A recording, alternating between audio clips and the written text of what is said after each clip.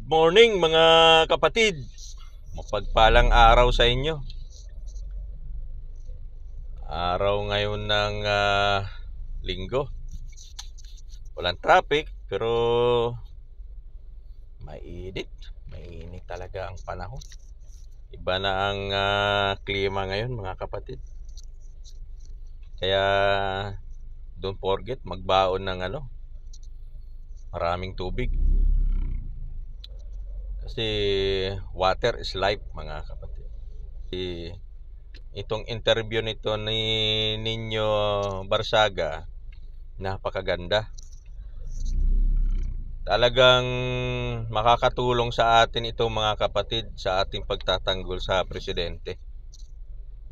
Kasi ganito yan mga kapatid. Kasi alam mo naman ang aligasyon sa kampo ni Duterte. Lagi nila sinasabi na bangag, may presidente tayong adik. Yan lagi ang bukang bibig nila. Pero itong si Presidente Duterte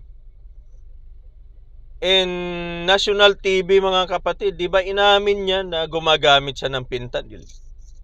Gumagamit siya ng marijuana.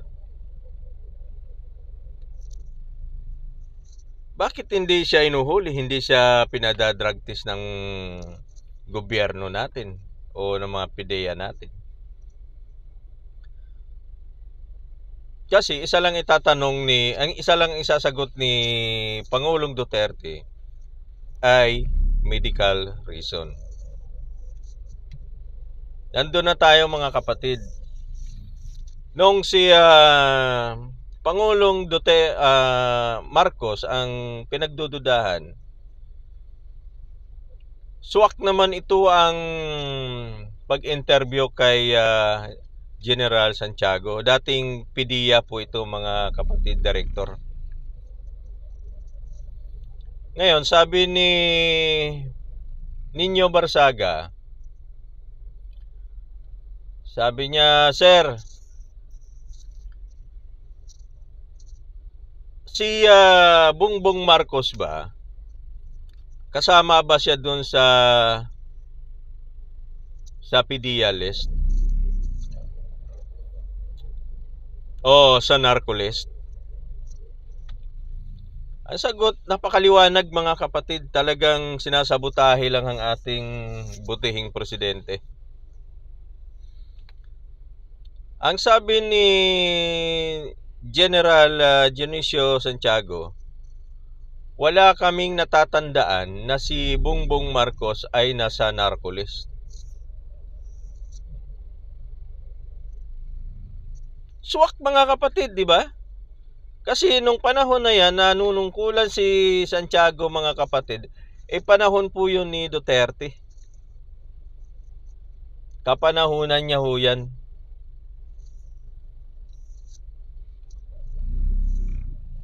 Kaya itong mga aligasyon nila kapatid ay talagang malinaw na sinasabotahe nila, gawa-gawa nila ang pag-stabilize sa ating presidente, o kaya gusto nila i-stabilize ang ating gobyerno para ang tao udyukan, magalit, para isigaw na palitan ang presidente. Yun.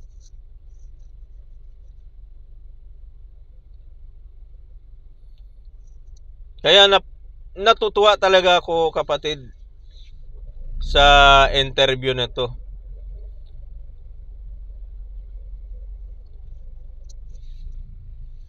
Maraming tataas ang kilay dito mga kapatid kay Nino Barsaga. Ngayon, tinanong niya rin kung sinong ito si Morales. Sabi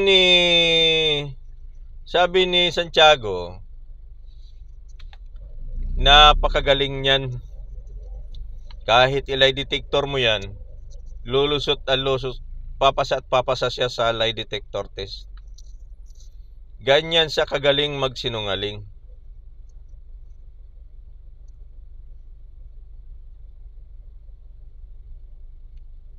Yun ba hindi nahalata ni Senador Bato de la Rosa na nagsisinungaling siya?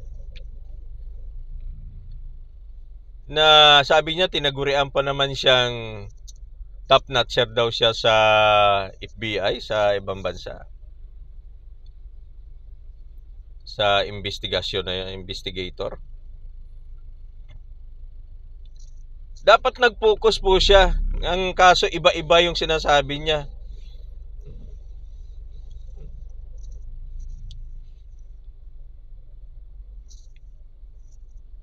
Tinitingnan niyo daw yung may butas, may butas. Lahat ng Xerox mga kapatid, pwede lagyan ng butas po yan. Maraming magagaling gumawa niyan. Ako, senador, sa totoo lang, pasyalan mo ang vlog ni Tita Messi. Ipapakita niya sa iyo kung paano niya gawin yung narcolist niya. Na carbon copy. Kuhang-kuha. Talagang ang hawak na hawak nila ni Morales na yan mga kapatid ay gawa ng isang AI. Kasi si Tita Messi nga nagawa niya kaagad, saglit lang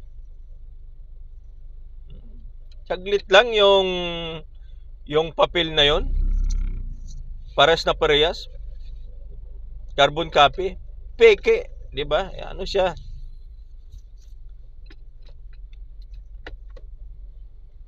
Tapos dapat pala, hindi pala si Morales ang nakapirma doon. Talagang tinatarantado tayo. Dapat hindi siya, si Francia ang dapat palang nakapirma doon.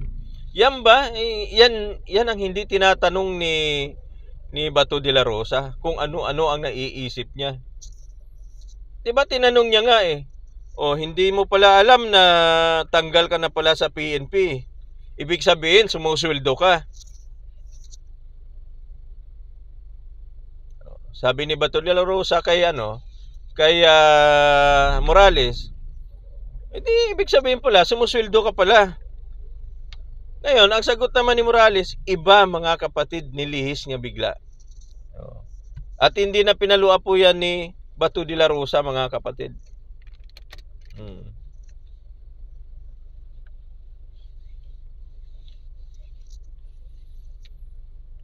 Alam mo po kapatid, kung ikaw pala imbestigahan ng PDEA, sa PDEA pala mga kapatid, meron pala silang tinatawag na Drug Enforcement System.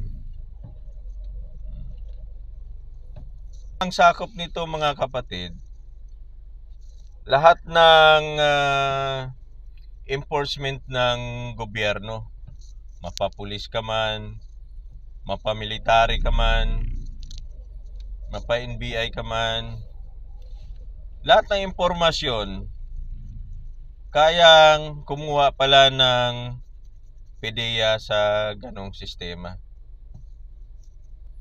Kaya nababalidate po nila yung ang tao kung nasa narcolicid, dahil ang ating presidente, napatunayan po yun sa interview doon kay Dionisio Santiago, na wala talagang record ang ating mahal na Pangulo. Punta tayo mga kapatid doon sa kay Trillanes mga kapatid, kasi no doubt tayo na talaga si Trillanes ito nagsisikap na ang mga Duterte gusto niya talagang maparusahan. Ngayon ang tanong mga kapatid, kasi una, ang justice system natin dito sa Pilipinas gumagana naman. Excuse me po. Ang tanong mga kapatid, kung sakaling dito ililitis ang ating dating presidente sa mga kasong nagawa niya, yung kunwari yung kaso niya doon sa International Criminal Court na crimes against humanity. Ang tanong mga kapatid, kaya ba nilang husgahan ng ating presidente na si Duterte? Kasi kung yung titingnan mga kapatid, hindi pipitsugin po yan si Pangulong Duterte. Kung malakas, malakas talaga siya. At sanay talaga si Pangulong Duterte niya. Alam nyo na yan mga kapatid kung saan siya sanay. Ngayon, kaya ba ng ating mga husgado husgahan ng ating dating presidente? Ang sagot diyan mga kapatid, hindi kaya.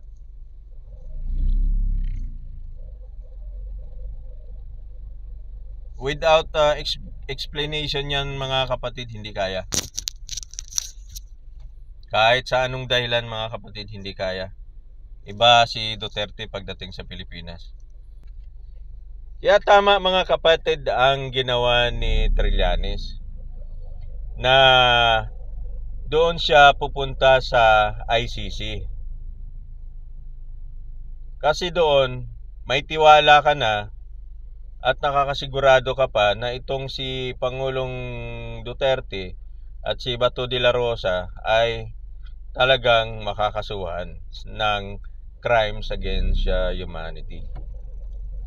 Ang hindi natin alam mga kapatid, ito pa yung sinabi ni Senador Trillanes.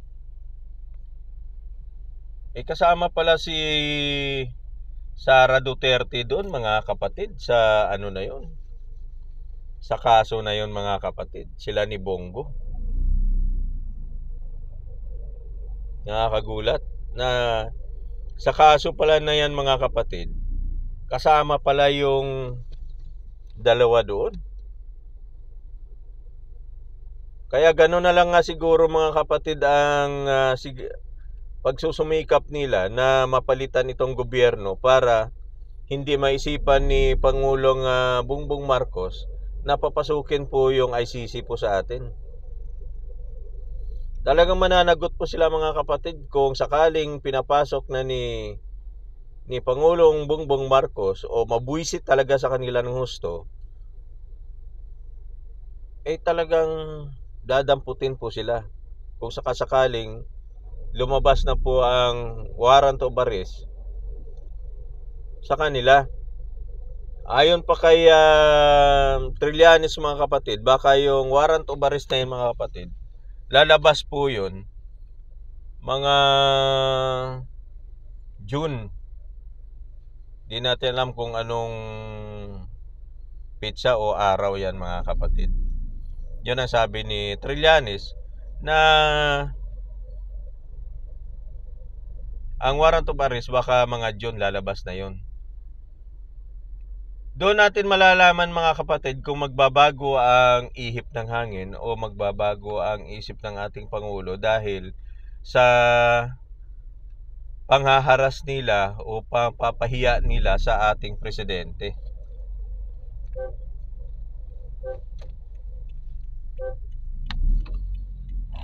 Kaya doon natin malalaman yan kung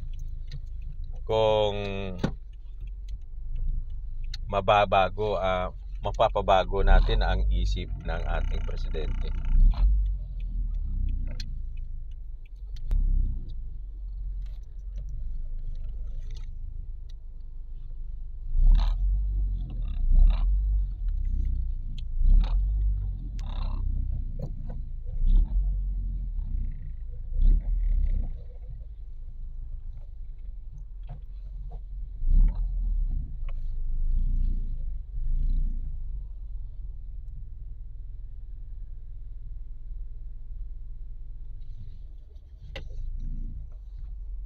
Kaya yun mga kapatid ang abangan natin.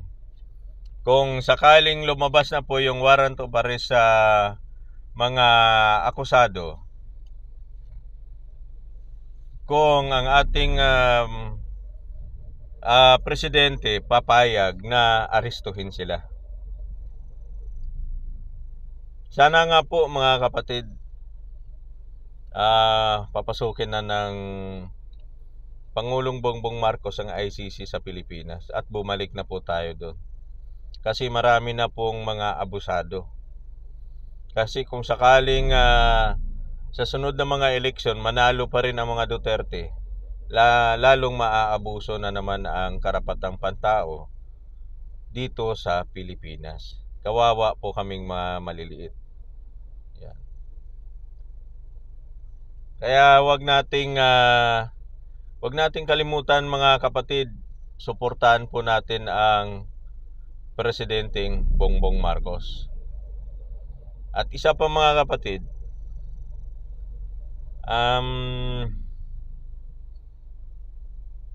wag na tayo magpaguyo. Wag na tayo magpalinlang.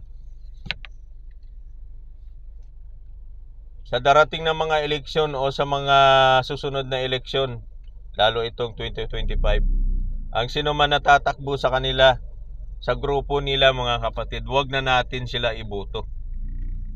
Dahil iba ang hangarin nila. Tama na yung nanungkulan sila ng una.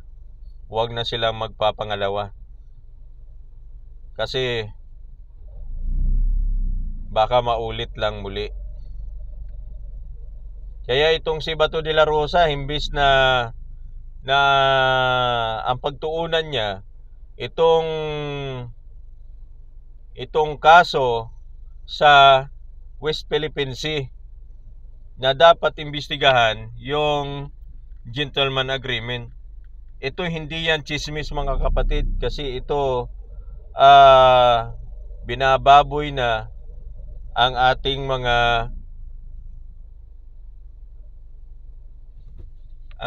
mga PCG dun sa West Philippine Sea.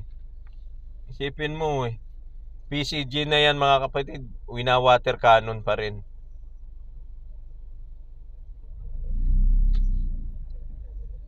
Yan ang dapat imbestigahan, hindi itong chismis na gawa-gawa ni Maharlika. Wala naman silang pruweba. Yun dapat ang asikasuhin ni Bato de la Rosa, na dapat imbestigahan. Doon na sana hahanga ang tao sa kanya kung ito'y nagawa niya. Dahil sa investigasyon niya, bias na bias po siya. Dapat na niyang itigil yan mga kapatid. Kaya wag nating kalimutan, Bongbong Marcos pa rin. Yeah. Yes, men. Hanggang dito na lang.